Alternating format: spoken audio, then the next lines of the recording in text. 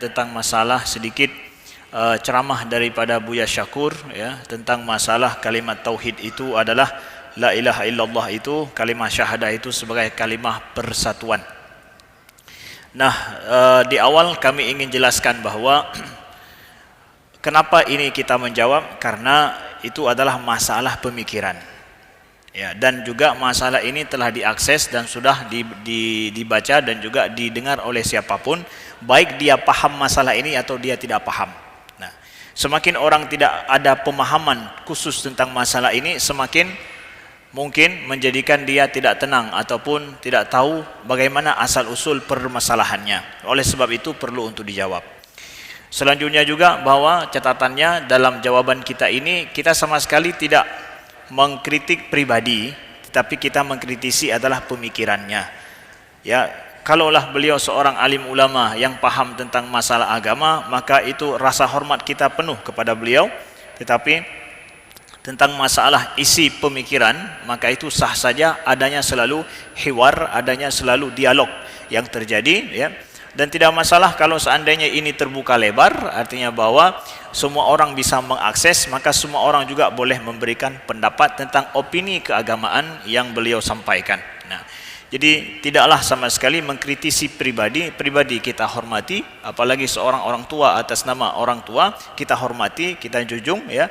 Tentang masalah pemikiran saja, yang itu boleh saja di dalam Islam seseorang untuk apabila dilihat ada sesuatu pemahaman yang salah dipahami oleh orang lain, maka itu sah saja untuk diperbaiki atau diberikan penjelasan. Nah, titik poin yang nomor 3 adalah boleh jadi pemahaman ini adalah salah kita pahami, maksud beliau lain, itu lain cerita. Tetapi apa yang ada, sedikit dari apa yang kita dengar, apa yang disampaikan tentang masalah kalimah tauhid di dalam ceramah beliau itu, dalam kajian yang beliau sampaikan itu, yang sedikit kami dapatkan pertanyaan yang perlu penjelasan, maka sesuai dengan kepahaman kami, sesuai dengan kepahaman dari yang kita dengar daripada beliau tersebut dalam YouTube ya, maka sebatas itulah kemampuan kita untuk memahami. Oh, ada maksud lain yang ingin disampaikan, maka itu kembali kepada beliau. Nahnu nahkum bizzawahir wallahu yatawallas sarair. Kita menghukum sesuai dengan apa yang kita dengar, tapi maksud di belakang itu Allah saja yang tahu.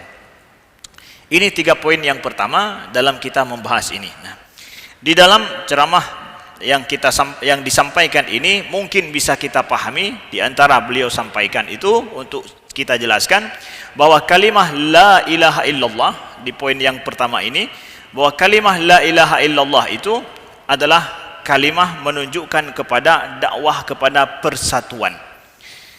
Persatuan apa yang dimaksud? Boleh jadi dimaksud adalah persatuan umat manusia, persatuan manusia dalam satu daerah, satu tempat, atau dalam satu negara. Maka manusia dengan la ilaha illallah itu adalah setara adanya, sama semuanya. Nah, boleh jadi. Lalu di dalam pemahaman ini menurut beliau bahwa itu bergeser maknanya kemudian menjadi bahwa orang yang dengan mengucapkan la ilaha illallah itu bisa menjadi kunci surga. Hanya sekedar dengan ucapan bisa menjadi kunci surga. Nah, dalam pemahaman yang kita dengar bahwa ini seakan-akan tidak pantas, tidak cocok. Kalimah la ilaha illallah itu kalimah persatuan, persatuan umat manusia ya. Entah itu persatuan dalam satu negara ataupun persatuan secara global. Lalu tidak cocok untuk dijadikan itu sebagai kunci seseorang dikatakan beriman, yang dengan imannya dia masuk surga. Ini menurut beliau, bahwa ini tidak cocok. Menurut beliau terjadi pergeseran makna, seakan-akan kalau dikatakan mangkana akhira kalamihi la ilaha illallah dakhala jannah dalam hadis Nabi ini, itu dianggap seakan-akan tidak tepat, tidak benar. Tapi yang benar adalah masuk surga dengan membantu menyatukan manusia ya. Itu yang menjadi kunci surga, bekerja, berbuat untuk menyatukan manusia, itu baru la ilaha illallah.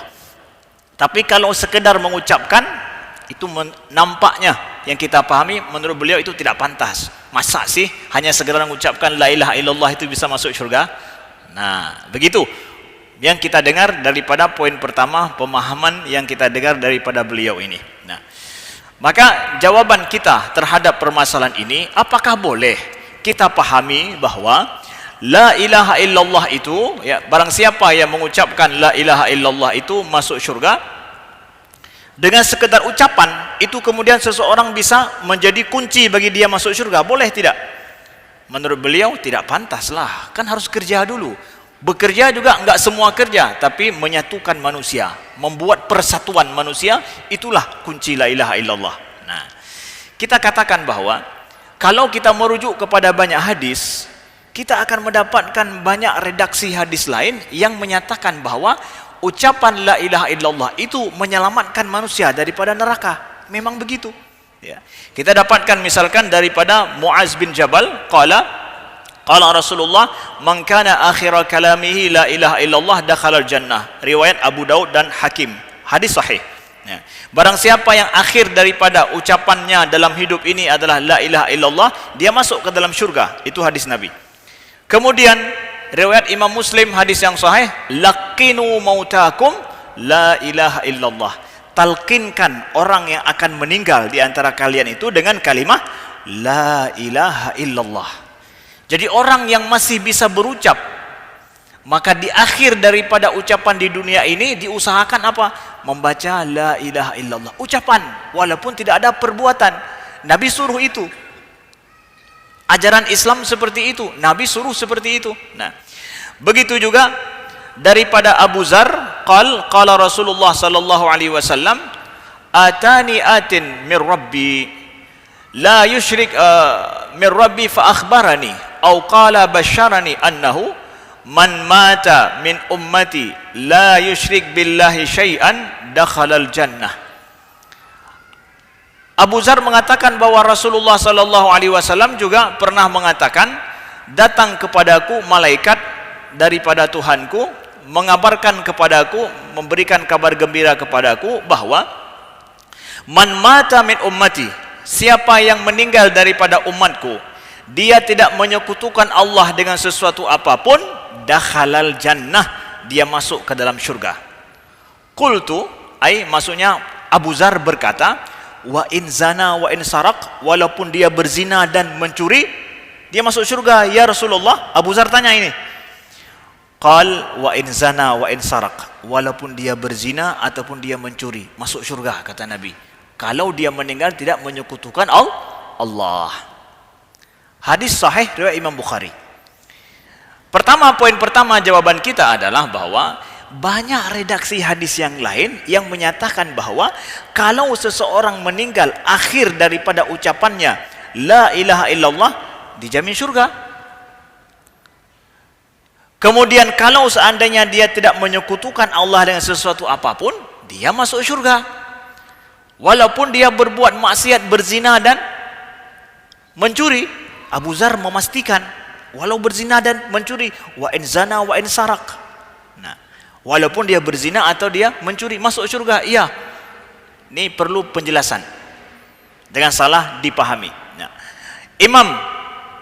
Imam Ibnu Hajar menjelaskan hadis yang terakhir ini menunjukkan bahwa apa?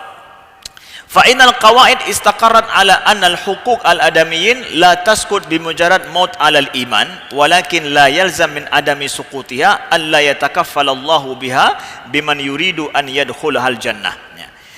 Imam Ibnu Hajar menjelaskan bahwa sudah menjadi kaidah pasti dari kalangan para ulama Islam bahwa hak-hak anak Adam itu tidaklah hilang hanya gara-gara seseorang itu meninggal dalam iman. Mananya apa?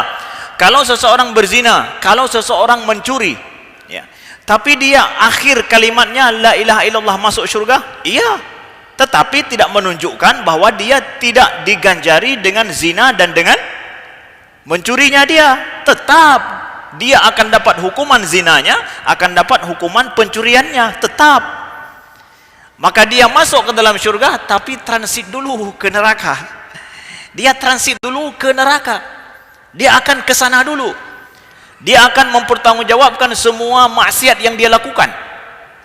Jangan salah dipahami. Jadi kalaulah orang dalam hidupnya tetap mati atas dasar iman, Tapi selama hidupnya dia banyak maksiat, bisa masuk syurga? Bisa. Tapi transit dulu ke neraka. Mungkin lama di sana.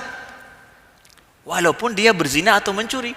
Tapi tidaklah gara-gara dia berzina atau mencuri, tapi dia beriman menjadikan dia tidak pantas masuk syurga. Enggak seperti itu. Ya, begini yang ingin disampaikan.